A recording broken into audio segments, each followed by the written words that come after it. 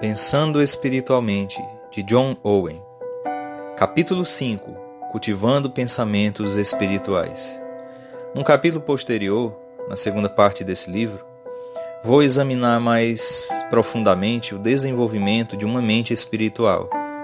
Nos próximos 6 capítulos, quero ver se consigo dizer algo de útil sobre o cultivo de pensamentos espirituais, pois isso não é tarefa fácil. Muitas vezes vemos que os nossos pensamentos ficam perambulando por muitos assuntos, mesmo quando resolvemos meditar em coisas espirituais. O que sabemos que devemos fazer, muitas vezes não queremos fazer, e há ocasiões em que nem sequer estamos certos do que devemos fazer. Por isso sugiro algumas regras. Para começar, devemos pensar no significado do que Deus nos diz mediante seus atos providenciais no mundo. Os desastres, os infortúnios, são expressões do seu desprazer com a iniquidade que há no mundo. Isaías capítulo 26, verso 11. Eles também nos ensinam que os prazeres terrenos são incertos e não são o único propósito da vida. Só um viajante tolo não acredita que uma tempestade vem vindo quando nuvens carregadas de descargas rimbombantes se juntam no céu. É sensato procurar saber o que Deus está dizendo por meio dos seus atos providenciais, antes que seja tarde demais. Como, então, devemos reagir a qualquer desastre ou tragédia? Se os acontecimentos trágicos do mundo são consequências da iniquidade que nele há, devemos sondar os nossos corações para nos certificar de que não estamos acrescentando nada a essa iniquidade. É sempre fácil lançar a culpa do pecado sobre os outros. Porém, o temporal sobreveio ao navio no mar por causa do pecado secreto de Jonas, não por causa de algum pecado dos marinheiros. Jonas, capítulo 1, verso 12. Também devemos reagir dispondo-nos a nos sujeitar juntamente com todos os nossos interesses terrenos à vontade de Deus, só nos apegando de leve aos gozos da terra. Não seremos capazes disso se não tivermos mentalidade espiritual. Todavia, quantos existem que se dizem espirituais em todos os aspectos, menos neste. Este único aspecto negativo torna inúteis 100 provas supostamente positivas de espiritualidade. Marcos, capítulo 10, verso 21. Uma segunda regra é que devemos fazer todos os esforços possíveis para pensar com toda a atenção em nossas provações e tentações.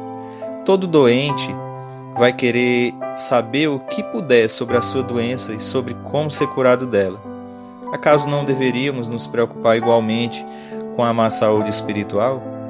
Há um problema aqui.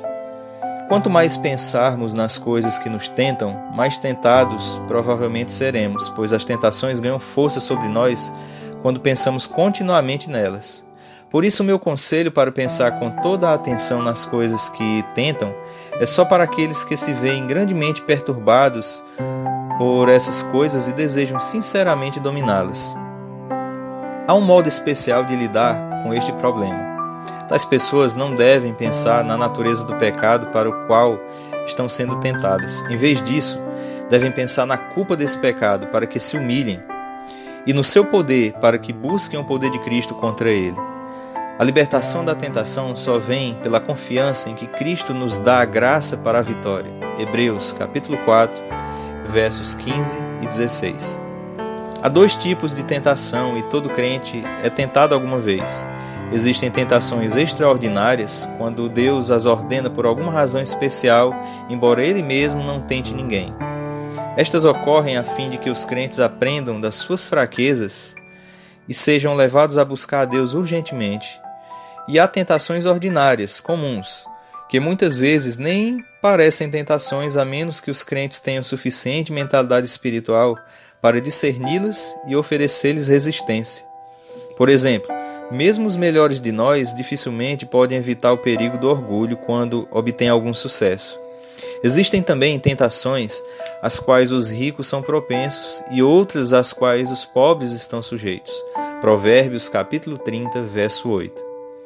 Uma terceira regra é que devemos encher os nossos pensamentos de verdades bíblicas. Por exemplo, devemos pensar bastante no céu, sua realidade, sua natureza e o nosso gozo futuro nele.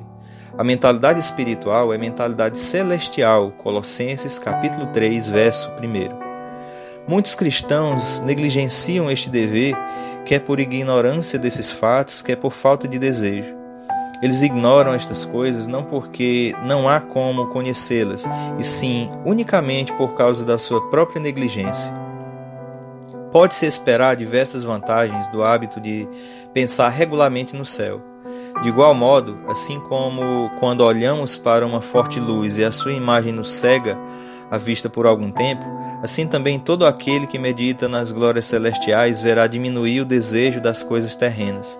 Por exemplo, pensar no céu fortalece a fé. Quanto mais os crentes pensam no céu, mais ansiarão por estarem lá. Os que não pensam frequentemente no céu, não pensam nele com sinceridade. Como fruto de uma fé forte, os crentes têm uma esperança refulgente. No Novo Testamento, a esperança não é algo incerto, mas é uma confiança que nasce e se desenvolve da fé. A razão pelo qual às vezes falta esperança aos crentes é que eles não pensam com suficiente frequência nas coisas esperadas. Romanos capítulo 5, verso 2. Imaginemos um grupo de pessoas que está viajando para um país no qual espera viver bem. Algumas delas sabem muito pouco sobre aquele país, outras usaram todos os meios para aprender sobre ele. Como a viagem é difícil e cansativa, ou até perigosa, as pessoas que têm pouco conhecimento do lugar, do seu destino, facilmente se desesperam e desistem. Todavia, as que têm uma clara ideia do país para onde vão, têm forças para aguentar a viagem até o fim. Assim, a familiarização com os pensamentos sobre o céu dá aos crentes forças para suportarem as dificuldades e as perseguições. Hebreus capítulo 12, verso 2. Há muitas maneiras pelas quais eles podem se ajudar a suportar aflições menores. Porém, se a perseguição extrema ou mesmo a morte os ameaça, somente a mentalidade celestial pode lhes dar algum alívio. 2 Coríntios capítulo 4, verso 16 ao 18. Outra vantagem resultante do hábito de pensar frequentemente no céu é que haverá menor probabilidade de dedicarmos um amor errôneo às coisas terrenas. Lucas capítulo 14, verso 26. Não estou pensando aqui naqueles que só pensam em acumular riqueza nesta vida. Ninguém jamais vai achar que essas pessoas têm mentalidade espiritual.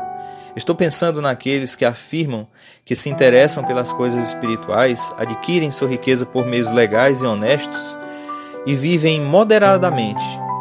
Não há nada de errado em tudo que eles fazem. No entanto, às vezes se desculpam por não dar ajuda a causas de caridade porque têm família da qual cuidar. Pode ser que se desculpem por não assumir deveres na igreja porque os seus interesses comerciais tomam muito tempo. Naturalmente, não estou insinuando que os crentes devam negligenciar as suas respectivas famílias ou as suas atividades profissionais. O que se espera deles, de fato, não é que privem suas famílias do necessário sustento nem que prejudiquem os seus negócios. Contudo, por se darem por satisfeitos com essas desculpas, eles demonstram que a sua prioridade é esta vida e não a próxima. Toda vez que o nosso amor por este mundo, com seus argumentos aparentemente razoáveis, elimina o nosso temor de amá-lo demais, significa que o que temos é menos do que mentalidade espiritual. É triste ver crentes que conversam livremente sobre coisas espirituais e se portam de maneira cristã e, contudo, recusam-se a se envolver em deveres espirituais mesmo quando esses deveres não lhes custariam 1% dos seus gozos carnais. Vimos, pois, 4 das vantagens que se obtêm pela meditação em assuntos espirituais. Não podemos ter mentalidade espiritual se não fizermos isso. Daí a minha intenção nas páginas seguintes é oferecer algumas sugestões úteis para a prática da meditação.